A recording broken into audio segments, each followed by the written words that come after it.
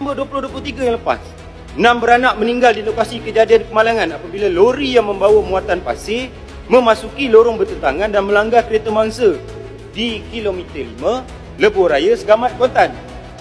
Yang Mohd Datuk Speaker, pemanis pernah mencadangkan agar kerajaan negeri meletakkan keutamaan bagi menaik taraf Jalan Segamat Kuantan ini yang panjangnya hanya 19.8 km saja. Laluan ini juga merupakan laluan utama bagi kenderaan dari arah selatan utara Malaysia ke arah pantai timur.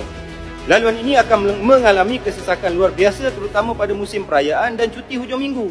Selain digunakan oleh kenderaan ringan, banyak juga kenderaan yang dikategorikan sebagai muatan besar melalui kawasan ini. Salah dan kiranya, jalan yang tak sampai 20 km ni, yang projek pelebarannya pernah dilaksanakan kerajaan Malaysia daripada Gambang ke Paluh Hinai, Pahang. Kali ini, kita mintalah kerajaan Malaysia laksanakan daripada Segamat ke Sepadan, Pahang dalam negeri Johor pula. Tapi biarlah ia bermula segera agar apa yang dihasratkan oleh rakyat itu mendapat perhatian.